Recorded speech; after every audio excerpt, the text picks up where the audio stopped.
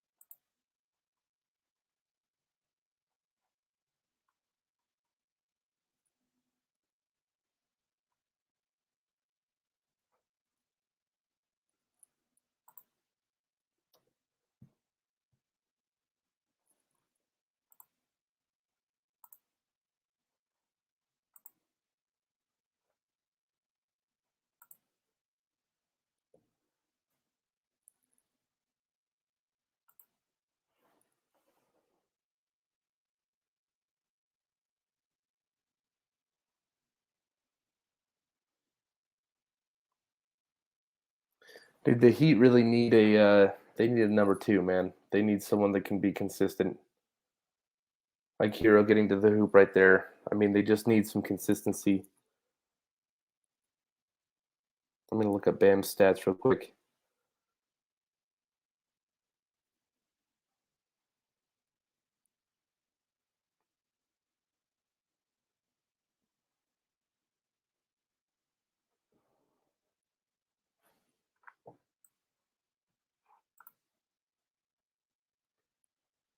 Jeez.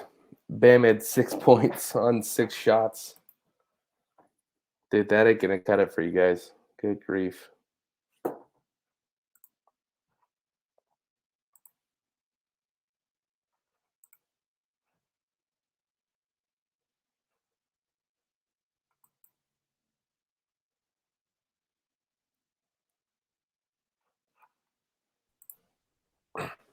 Mike, what's up, man? Yo, what's going on, man? How you doing, bro? Good. How are you? Oh, dude. I'm feeling for Heat fans right now. This is kind of been a rough game to watch so far. For Heat fans, yes. Yeah. Not Heat fans, no.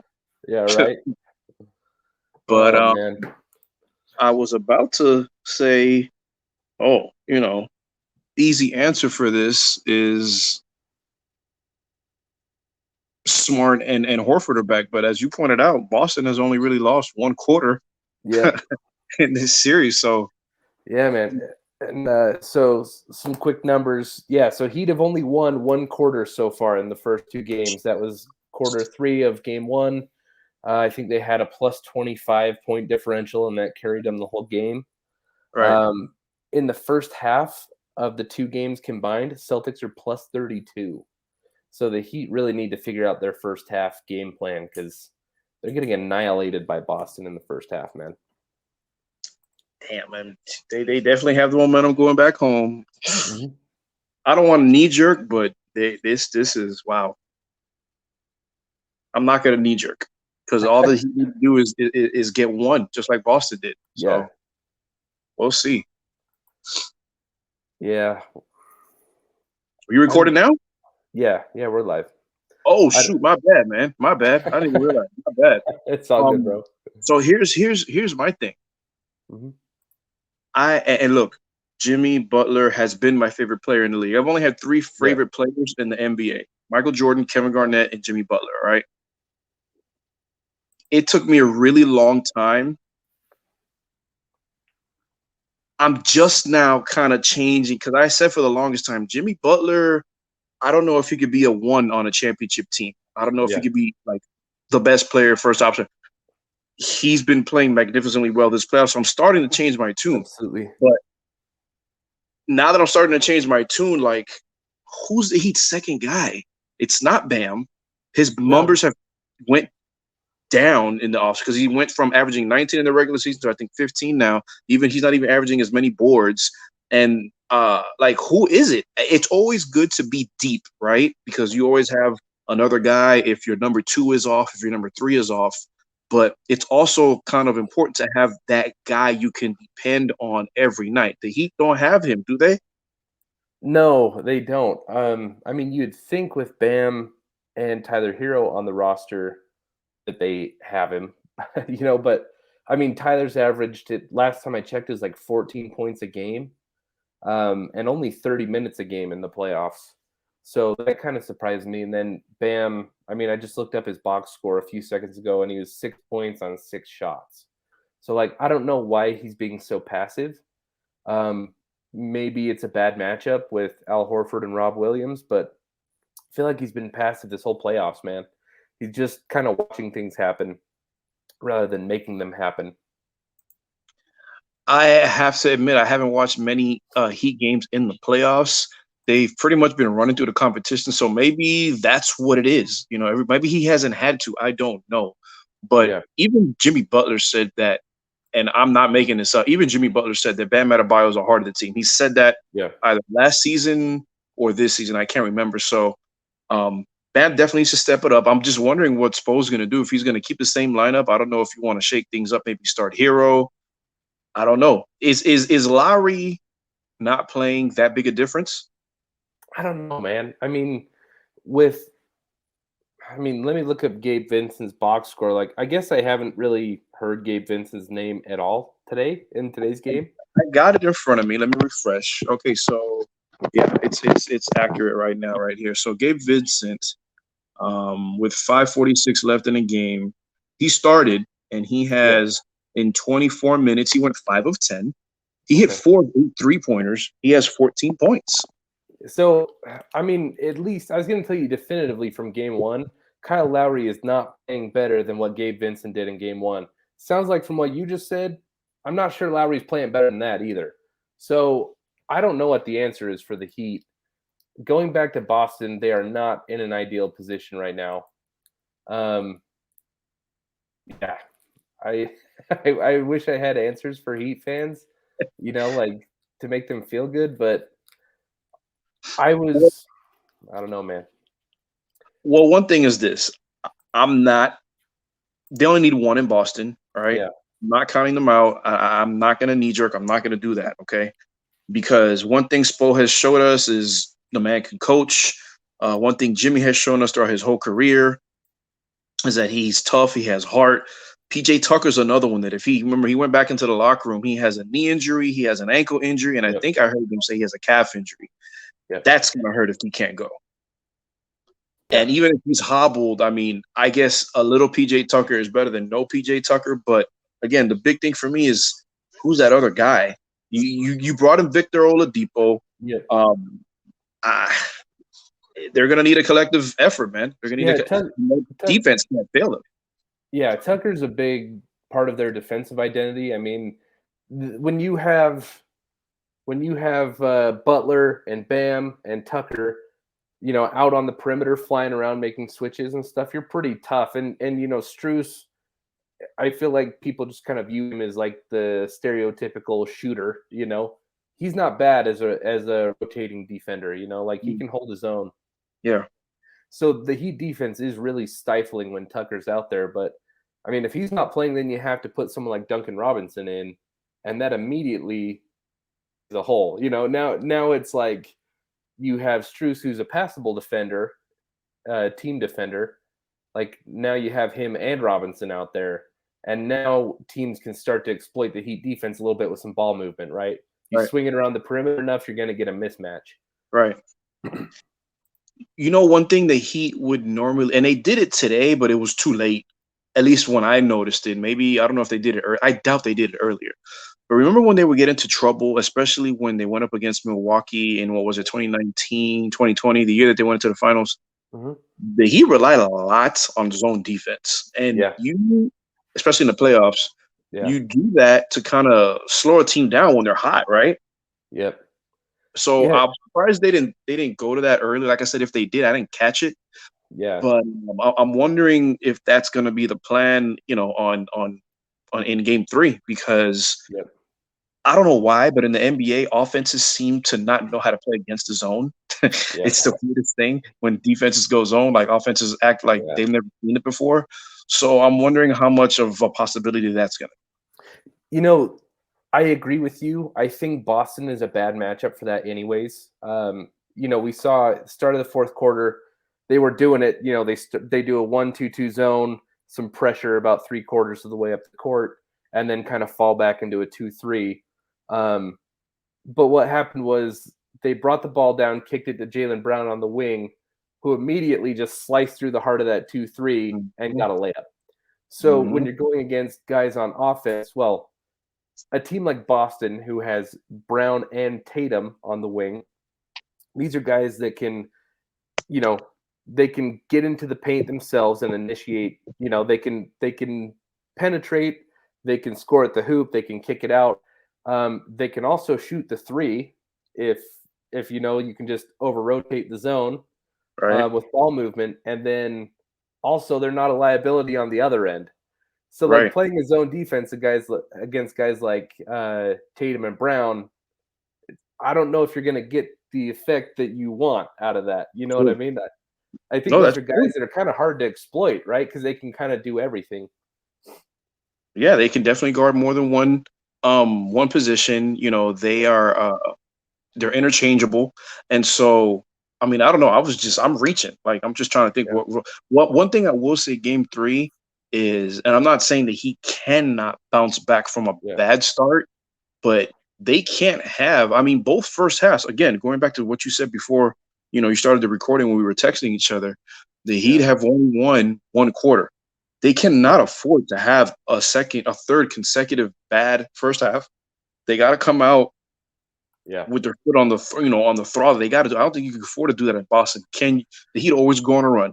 Every team goes on a run, and the Heat are good at that. But I don't know if that's going to carry, at the Garden.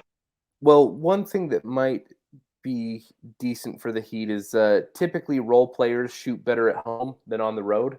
Their catch and shoot 3-pointers or open looks will go at a higher clip at home versus on the road in the playoffs.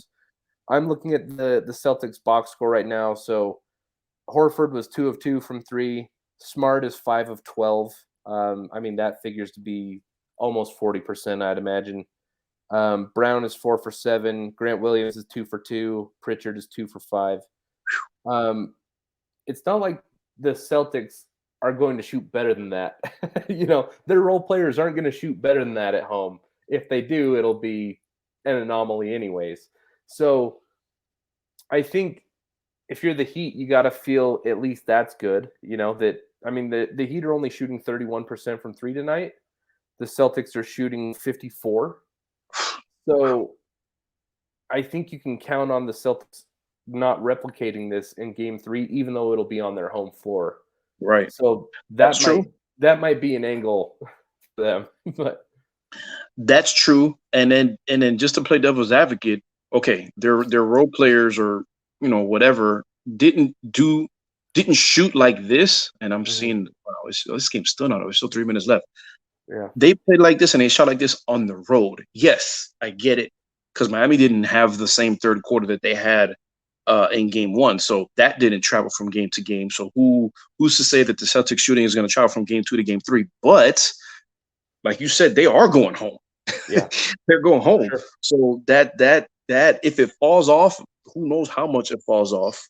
Yeah. With those guys hitting like that. But um, yeah, man, I just and Tatum had a quiet 27, if you ask me, because Yeah. he only missed 2 3-pointers. He only took 13 shots. He was efficient tonight, plus 13. Yeah. Hit He all of his was. free throws, 5 boards, 5 assists. Dude, They're Marcus balanced, Smart. man. Marcus Smart. Smart 24, round 24, 4 starters in double Yeah. figures. Yeah. Smart almost had a triple double, man. He had 24, 9, and 12. He did it on 22 shots, though. Right, So, right. Yeah, I saw that. But yeah, man, I'm just wondering, like, because I was listening to, I forgot what show it was this morning on NBA radio, and they were saying, oh, it was White Mamba. I'm forgetting his name. Scalabrini. It's Brian Scalabrine. Brian Scalabrine, and I forget who he's on with in the morning. They were talking about how do you feel about because Boston had a day off, right?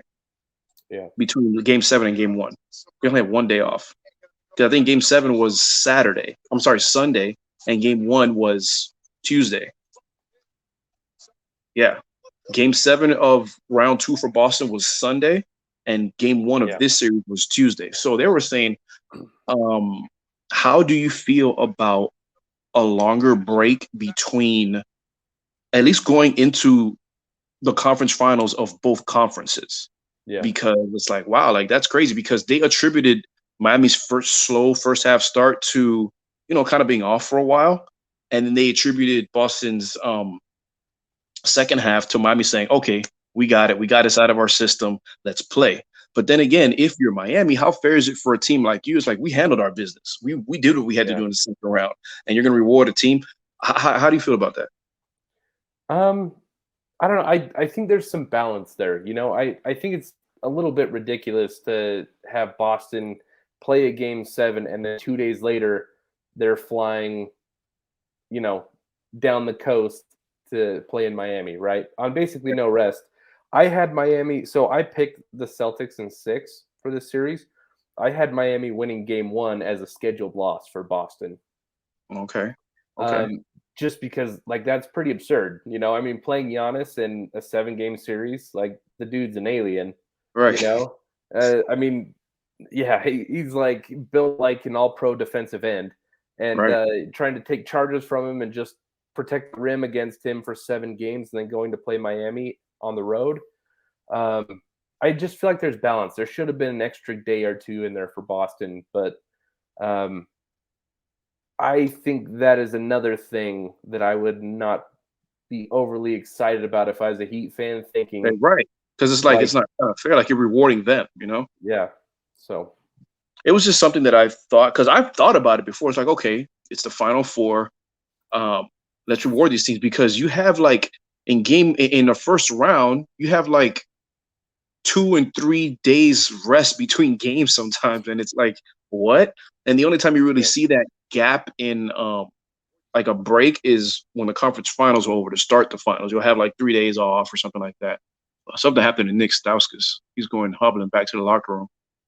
But yeah, man, I don't even know if you were to ask me what my biggest takeaway was from this game. I guess the biggest takeaway, now that the game is a minute and 15 left, is I'm really trying to find out if this. I mean, yes, not healthy, but Horford playing and Smart playing obviously meant something, but mhm. I don't know how big of a deal it was.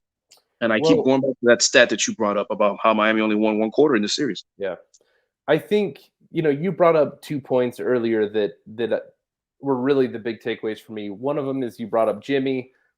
His, I mean, in 2020, let's be real, he was every bit this good for most of those playoffs as well. I think we just kind of forgot, right? He's not a scorer in the regular season, but in the playoffs, he certainly rises to the occasion. Reminds people that he's a top 12 at worst player in the NBA. Fair. I can't find a reason to put him lower than 12. Yet there's reasons to put him higher than that.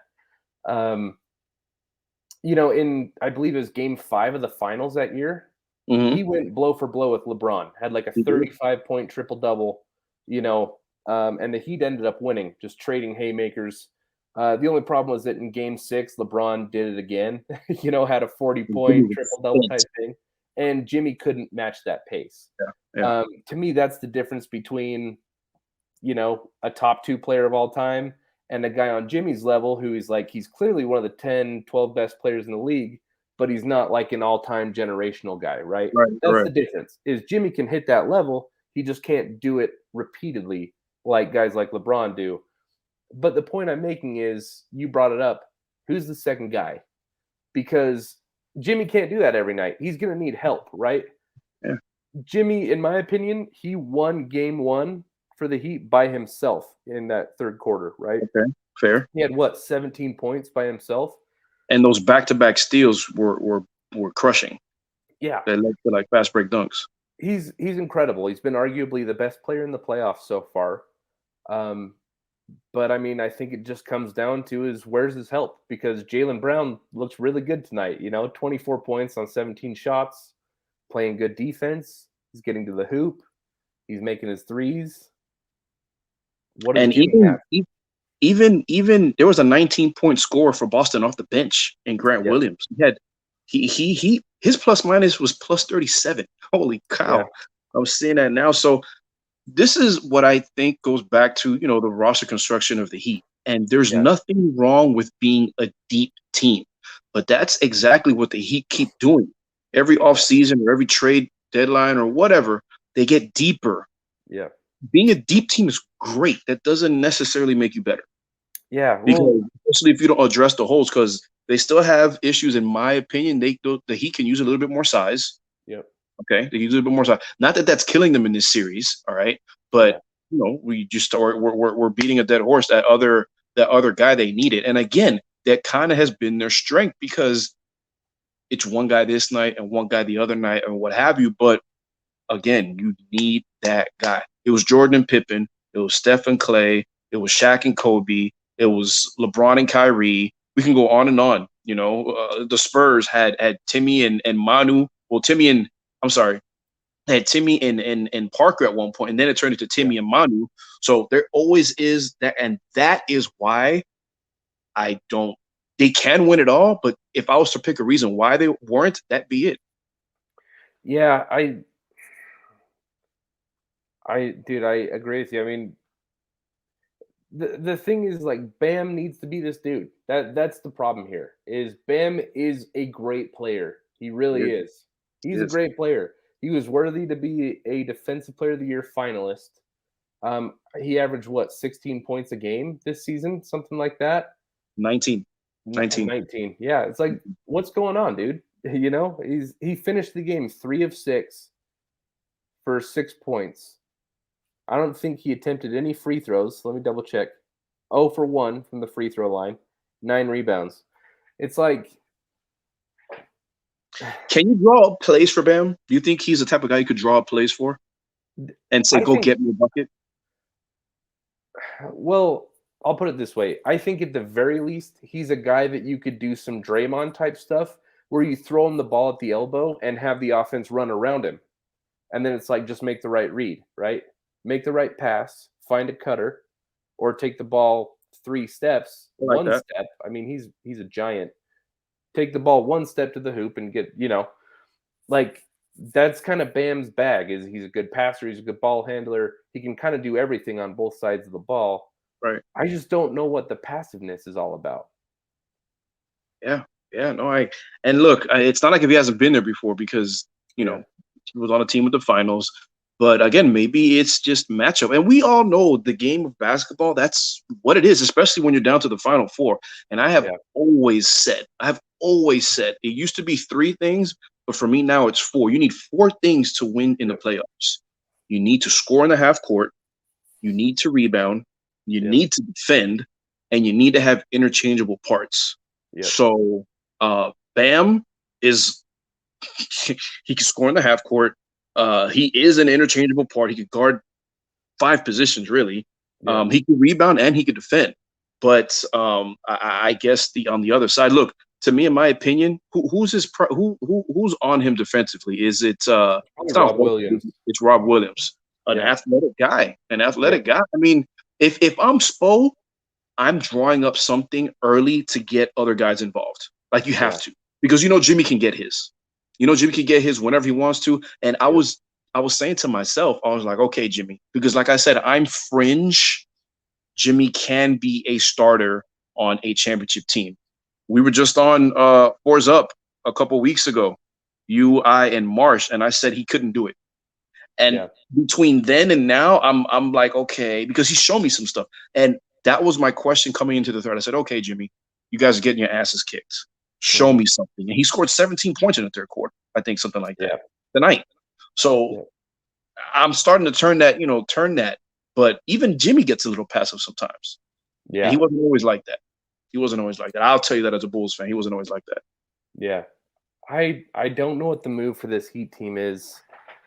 I'm not sure Lowry coming back makes them any better at all. I mean, Vincent's one of the bright spots so far, in my opinion. Exactly. I think taking Vincent off the floor for Kyle Lowry might actually be a negative at this point. Hamstring injuries are nothing to play with, okay? Yeah. And especially for athletic guys, not that Kyrie's the most athletic guy, but still he's a point guard. You're doing a lot of movement out there. And let me be critical. This is not me and a Miami Heat thing. This is me and a Kyle Lowry thing. I've never seen the infatuation with him. Even when they won it all against Golden State, he wasn't the best point guard on that team. Fred VanVleet was.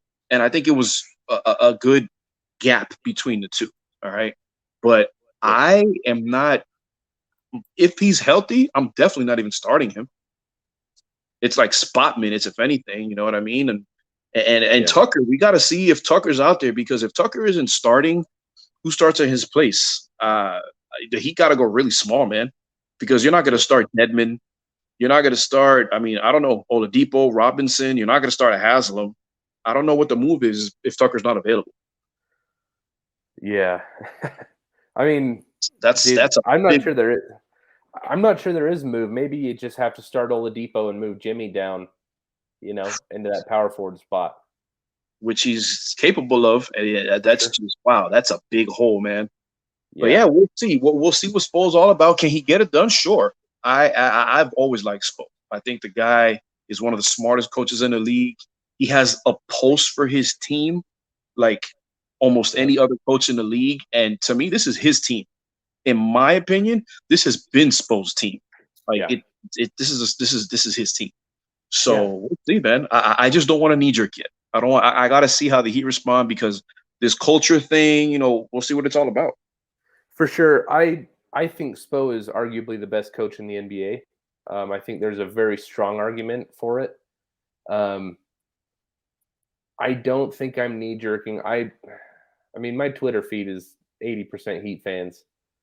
So I went a little soft in saying Celtics in 6, right? I was kind of spotted the Heat a game just for my mentions. And I feel better about it with every minute I've watched this series. I really do. And I know people aren't going to like to hear that, but I just don't know what else to say, man. Like, Boston is a really tough matchup for the Heat because of their half-court offense struggles.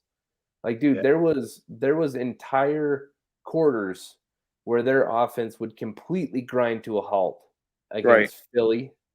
Against Atlanta, you'd see it a little bit. And it's like the Celtics are a totally different animal. You can't do that than the 76ers. You can't do that against them. To your point about Spo being, maybe the best coach in the year, the guy is starting 2 undrafted players in the conference finals. Like, you know what I mean? So in Vincent and Struss, another former Bull. God damn, I've seen so many former Bulls play well in the past couple of playoffs. It's sickening. Yeah. We're not going to get into that. But 127 and 102. Yeah. Let me ask you this. because Boston's turnaround was like night and day. Like the new year came around, and I think they were like the second best team behind Dallas in the NBA. Yep. I know defense, obviously, but what else makes them so good? Because you look at this lineup, and you definitely got Tatum. You definitely have Brown, but that's not like the supremely like death duo or 1-2 punch in the NBA. Like what to me, they have a little bit of everything. Like you have the calming presence of a veteran in Al Horford who can hold it down in the paint, pull your pull your big guy out and hit threes. Yeah. Robert Williams is an athlete. Smart is a shooting guard, Yeah. and every now and then he turns it on into his OK State days, and he'll go for 30. Yep. But what is it about this team? Because do they just is it something about all the pieces just all fit? Them buying in, like what is it that makes them so good in your opinion? I think it's a little bit of that. You brought up the half court offense. You brought up the interchangeable parts. I can't remember what the other points you made were. In my opinion, four things winning the playoffs: half court defense. Half court offense, defense, rebounding, and interchangeable parts. Yeah, and I think that's kind of what Boston does. You pair it with good coaching. I think Ime Udoka, fantastic season for a rookie head coach. I think he has everyone motivated and energetic and kind of a little bit of bloodlust, on the Celtics. And then we're seeing the emergence of Jason Tatum. Like he's been good for a minute, but in my opinion, Tatum has really clawed his way up I do my player rankings in tiers. Like Tatum is clawing his way into tier 1 of the best players in the NBA. Like how can you watch what he's done in the playoffs and not be like, that's a top 8 dude?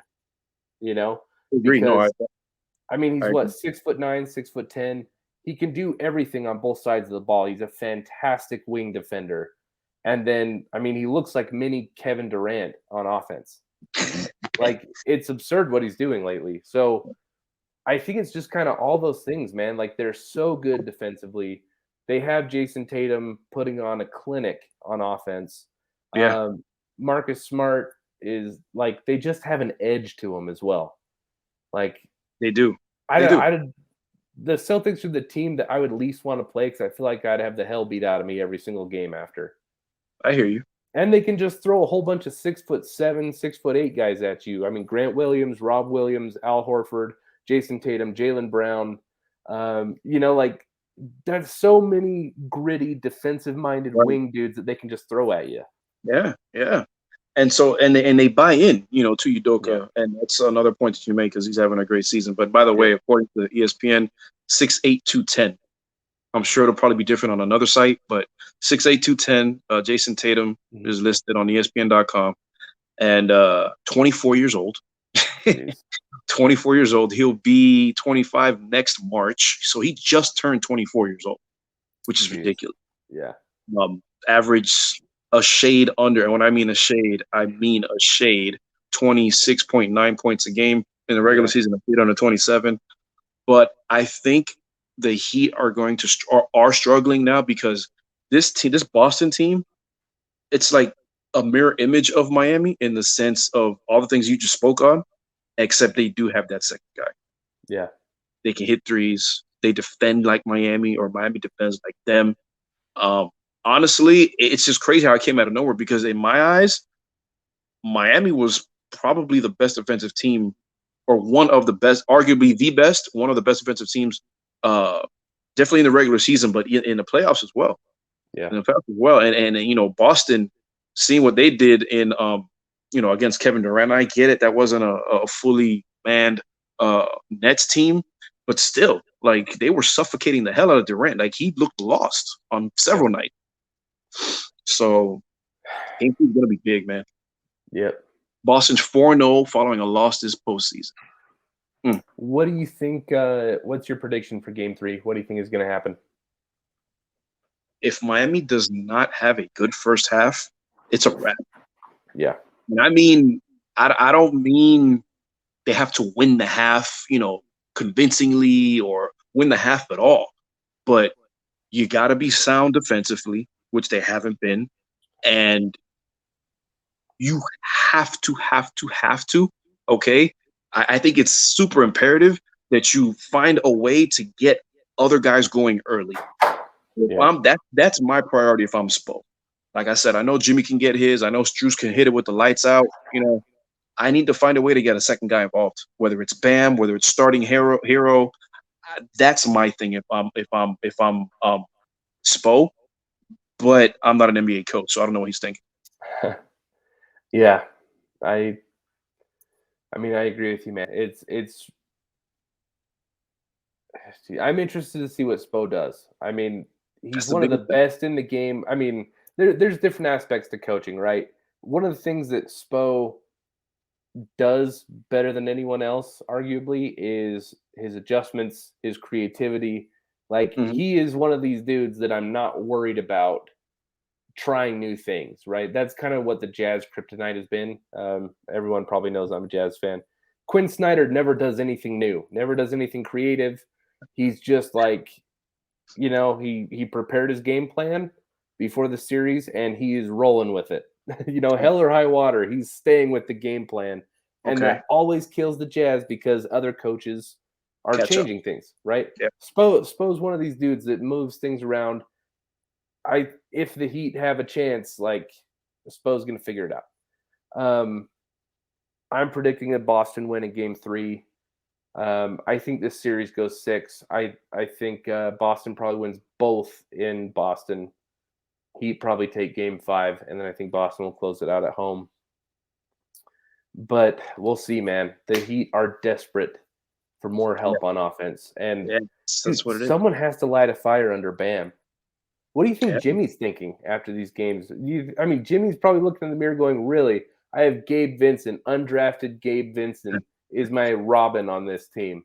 With all the money we've spent, with all the hoopla about Tyler Hero and Bam, and he's like, I'm really relying on Gabe Vincent and Max Struess to bail me out. The I don't mean to laugh, but the way you say it is just, oh man. And no, you're right. You're right Yeah, because I'd I be mean, pissed if I was Jimmy. there is such thing, and again, I don't want to say it yet because I gotta see it at least happen one or two more times. But maybe the Heat are just a great regular season team. And look, they haven't really been tested in the playoffs. Yeah, Atlanta, nothing. Second Philly round, soft. Philly, you had no Embiid in the first two games, and then you okay. It went 6 games. They won two in Philly, but Miami's a better team now than Philly. Yeah, Now Philly 100% healthy. I don't know if they're fully engaged. If there's a healthy Harden, if that, yeah. I'd have to see it. But this is their That's a first. So how do they bounce back? that's a good point. I mean, I would argue, I don't think the Nets were as bad as Boston made them look. Um, Good point. I would argue that 3 of the 4 best teams in the playoffs in the East were on the same side of the bracket.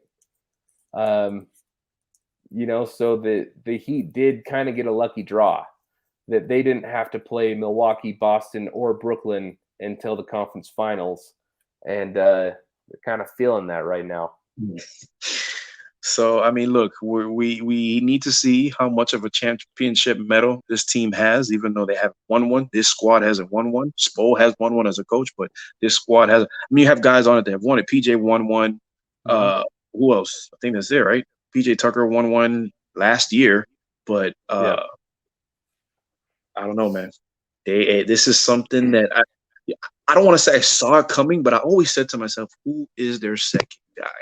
And I think yeah. that's the big issue right now. Yeah, I mean the Heat are they're one of these teams that are stuck between 2 timelines. And this is why Heat fans are very dismissive of me when I talk about this on Twitter. What do they do in the offseason? Um, because they have Jimmy and Kyle Lowry and PJ Tucker. They have a whole bunch of 30-year-old dudes who are ready to win now.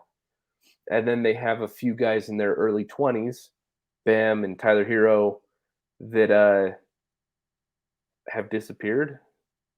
Like, I'm not saying those are guys. I'm not saying you dump those guys. They're great No, players with yeah, bright futures. But yeah, what yeah. I'm saying is, are they the dudes that you take into battle and say, this is my second and third dude against when you're playing in the Eastern Conference Finals, is that what you want to do? You want to say we have a battle-hardened Jimmy Butler, and then we're throwing out 22-year-old Tyler Hero and 25-year-old Bam. Like, let's do it, And then Bam goes 3 for 6. You look at the Final Four, and their top duos or trios. We know what Golden State has. You got the Splash Brothers, and then you got Poole out of nowhere. Okay, Yeah. And Wiggins is doing an underratedly great job. So they have that going on over there. Dallas, Luka and Doncic. Just kidding. even Dallas has a second punch because what's his name? The lefty. His name is escaping me Jalen right now. Brunson. Brunson. He yeah, he's good. I bet you that he would love to have somebody like that. That guy's full of heart. They don't even. Dallas has a better duo, and obviously, Boston. We know what they have, but that's a glaring thing, and Miami has to address it. So, what the problem is, though, and I don't want to sound like I'm beating up on Bam too much because I really do love his game. I love his game. I think he's a fantastic player. Yeah, if you asked me before this series, if you said, who are you taking, Jalen Brunson or Bam Adebayo in this next series, I would take Bam 10 out of 10 times. I wouldn't have even hesitated. Right. I said, Bam, easy. But, dude, like watching the games, no, the answer is clearly Jalen Brunson. And, so what's going on with Bam? Because I think almost anyone would have said, I'll take Bam over Jalen Brunson. Right. But that's not what's happening on the court. Well, the first thing, again, I don't know how many plays they run for him. And even if they don't, he's not the type of guy that got Joakim Noah points, like those garbage. He's not, because he can create for himself. So I don't know if it's a mental thing. I don't think it's a mental thing. I don't think he lacks confidence, but maybe he does let the game come to him, and maybe he's just going with the game, but or deferring. I don't know. But if Jimmy Butler called you the heart and soul of the team, you shouldn't need a fire starter. You shouldn't need a coach to tell you. You shouldn't need somebody. You shouldn't need the media to tell you. You shouldn't need anybody else. You have to take it upon yourself. Yep. You're supposed to be better than Robert Williams. Your offense is supposed to be better than Robert Williams' defense. Okay. Yep. So Bam outscored him by 1 point tonight and played 9 extra minutes. Whew. Yeah. That's the thing. By the way, he's at the podium right now. I got it on mute, but he's at the podium. Let me see. Yeah. No, is this it? Oh no, that wasn't. No, I'm sorry. That was a different. That was something else that I was watching. But they got a day to figure it out because in 2 days is game day. Yep. I want to ask you one quick question before we take off. I know this answer will probably change every day because both of them are red hot. Right now, me and you have bonded over Luka in the past. We're both big fans. Yeah.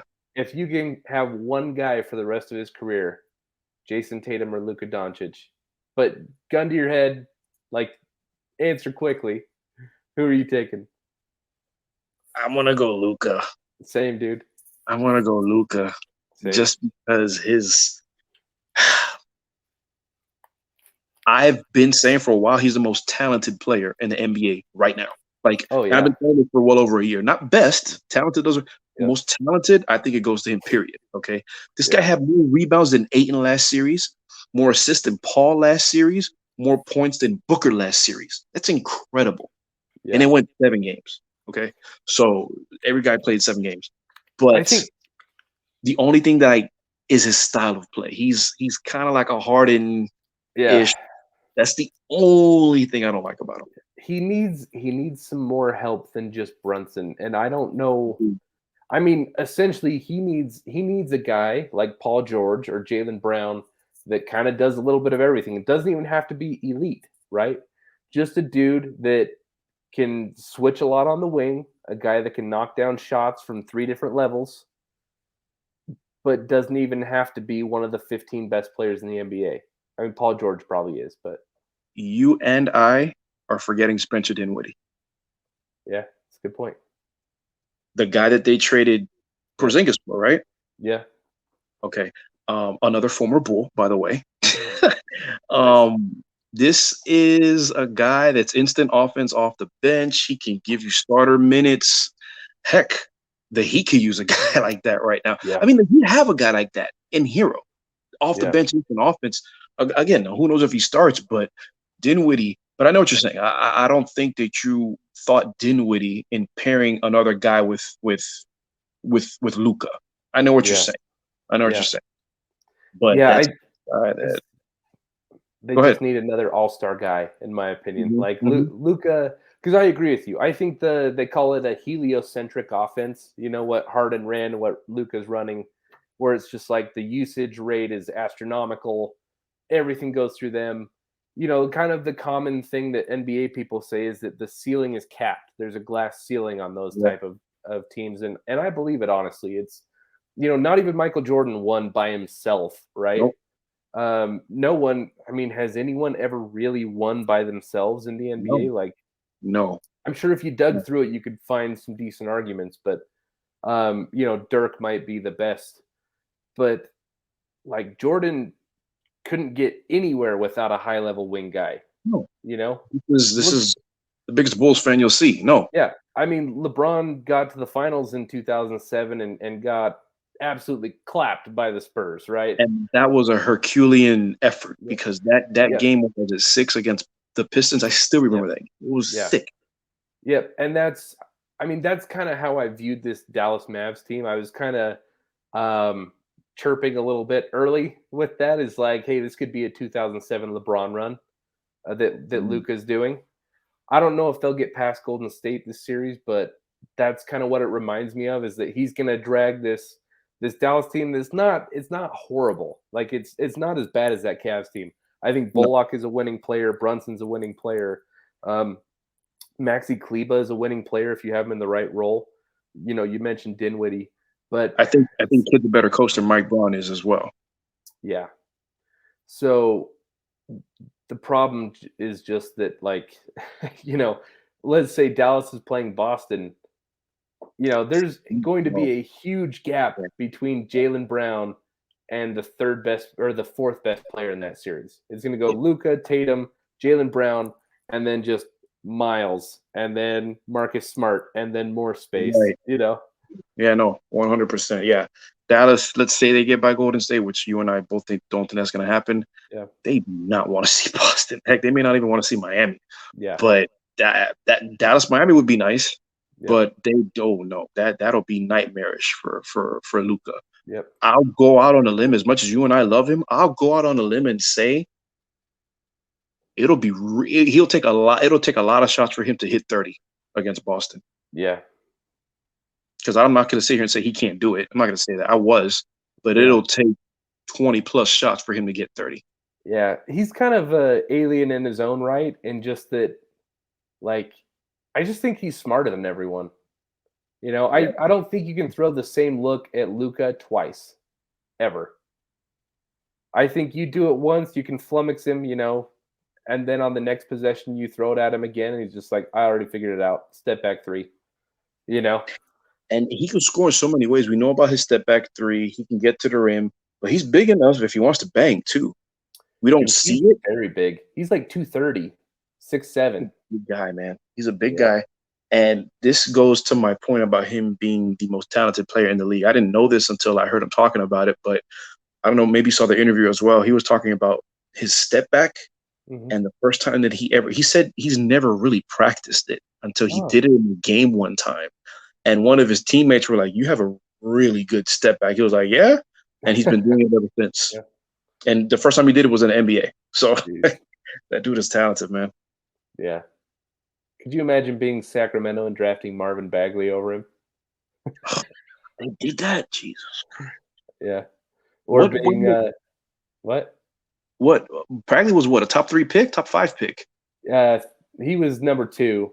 So Luca went third. It was Phoenix drafted DeAndre Ayton, 1.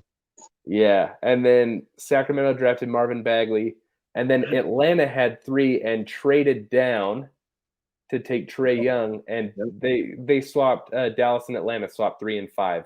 Right. So Dallas moved up, Atlanta moved back, and like Because Dallas drafted Trey, right? No. technically, yeah. Okay. Okay.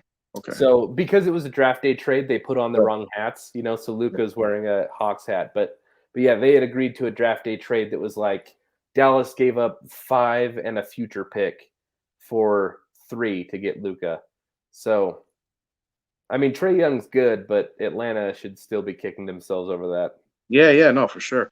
I just wish, because I thought when Kristaps went to Dallas, I was like, oh man, this is gonna be something. I wish that worked out. Yeah. I really do. Yeah, I think Porzingis, in my opinion, I would imagine that it was Porzingis's ego, attitude. He Mhm. probably thought he was big man on campus, coming to Dallas and doing that whole thing. And then Luca kind of showed up and was like, I'm way better than you, and I've never played in the NBA before. He was better from day one. No, of course. It's just, Yeah. Kristaps is one of those bigs that can pretty much do everything offensively. And I Yeah. thought that was a perfect complementary player for Yeah. Luca. From the outside. Before they even played a game, I'm like, man, this is Yeah. gonna work. I Yeah. hate that he did, but You that's the know, way it crumbles. as a Gobert fan, I'm a huge Rudy Gobert fan, as everyone knows. I would love to see Gobert play with Luca next year on Dallas. But as a Luca fan, and this is taking salary cap stuff into consideration, I think Miles Turner might be a little bit better just because he makes half the money, like does a lot of the same stuff. He can spread Good the defender. floor. Turner can hit that corner three, Gobert can't. And you'd have an extra $20 million left over. So I would love to see a guy like Turner or a guy like Gobert in Dallas next year playing with Luca. The lobs would be insane. And that's exactly what I was gonna say. Yeah. That pick and roll gonna work. I'll tell you what though. Oh, sorry, go ahead. No, I was just saying it's gonna work. Yeah. Yeah, Gobert in Dallas, I think would surprise people because I think right now he averaged like 15 points, 15 rebounds this season. I think you would see it be like 20 points, Yeah. 14 rebounds next year. And he'd get a little more respect after putting up those kind of numbers. The Bulls are in the market for a big. Aiton's name has popped up. Yeah. Gobert's name has popped up in a sign and trade with Levine, I think. Whatever. I just need my Bulls. And mind you, this is coming from a Bulls fan. Mm-hmm. I would not cry if Levine did not come back. Really? Nope, I wouldn't. And this is nothing about the type of player he is, the type of fit that he is with the Bulls. It works. Yeah. He suffers from what I like to call the Vince Carter syndrome. And let me tell you what I mean. There came a point in Vince Carter's career, he even said it, that people thought of him as only an athlete. And he took it so much upon himself to prove people wrong that, hey, I can shoot, that he forgot that he was more athletic than pretty much everybody on the floor on every night and settled for shots instead of putting the ball on the ground. Zach LaVine does that. Granted, Zach LaVine has gotten better as a three-point shooter. 100%. It'd be stupid to say no. His numbers are way good. He gets stuck in shooting even when he's not making it, and that drives me insane because, yes, he was hobbled with a knee injury earlier this year, the same knee that he tore the ACL on, but a 75% Zach LaVine is probably still more athletic than most guys on the court, and he settled even before the injury, and that bothers me. Yeah. That bothers me, and he's great when he's hitting, but since he's not a natural shooter, you're not going to see that every night, and that's the main thing that I have about Zach. So that's that. It doesn't work because of salary cap stuff. I mean, if you do a sign and trade, you'd be hard capped, and then also you can't add another player.